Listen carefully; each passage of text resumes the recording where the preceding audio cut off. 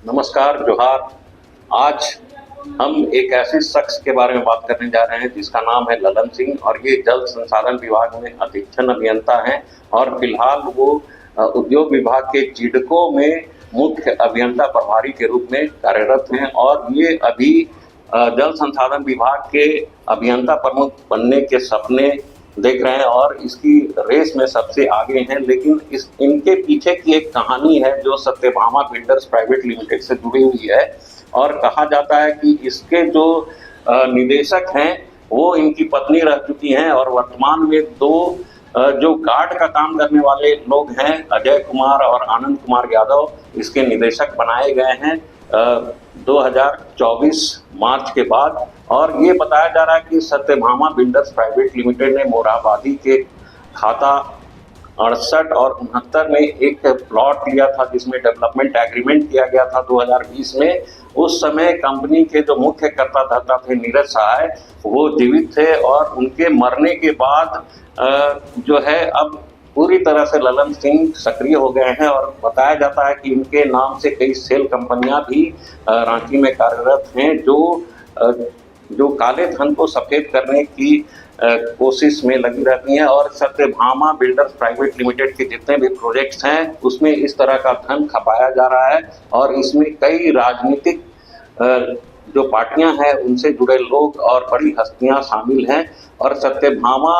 Grand नामक एक project जो है कुसई कॉलोनी में है, वहां पर 150 फ्लैट बनाए गए हैं जो किसी मुस्लिम की जमीन पर बना है। हालांकि उसके जो जोतकार हुआ करते थे वो ट्राइबल थे और ये जमीन कैसे मुसलमानों ने सत्यभामा बिल्डर्स प्राइवेट लिमिटेड को बेची या उसे रियल एस्टेट बनाने के लिए डेवलपमेंट एग्रीमेंट किया, यह जांच का विषय है। लेकिन आपको बताएं कि ललन सिंह जो शख्स हैं वो हर गुण में माहिर हैं, चाहे वो राजनेताओं के साथ करीबी रिश्ता बनाने का मामला हो या नौकरशाहों के बीच अपनी पैठ बनाने का मामला हो। जल संसाधन विभाग में जो तत्कालीन संयुक्त सचिव थे मनोज कुमार, वर्तमान में वो IAS अधिकारी हैं, उन्हें भी इन्होंने काफ़ी परेशान किया था उनकी प्रोन्नति को लेकर। यहाँ से लेकर CBI तक में इंक्वायरी बैठा दी थी। इसके अलावा जो जल संसाधन मंत्री थी अन्नपूर्णा देवी झारखंड की, उनके साथ इनके करीबी रिश्ते हैं और इनकी पत्नी भी एक राजनीतिक जो पार्टी है उसमें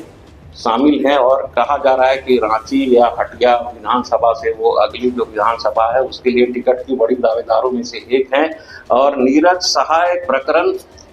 में कई ऐसे मामले हैं जिसमें ललन सिंह का डायरेक्ट इंटरफेरेंस है और ललन सिंह ने जिस तरह स्वास्तिक हाइट्स जो मोरहाबादी में बनना था उसके लिए बुकिंग के लिए जो अमाउंट ली गई थी लगभग 40 करोड़ से अधिक, उस राशि में से भी नीरज सहाय से कई तरह के पैसे मांगे और जो जिन्होंने जमीन दी विनय सरावगी, उन्होंने भी नीरज सहाय से पैसे की मांग की थी। तो इन तमाम दबावों में आकर बताया जाता है कि नीरज सहाय ने आत्महत्या की और आत्महत्या के कारणों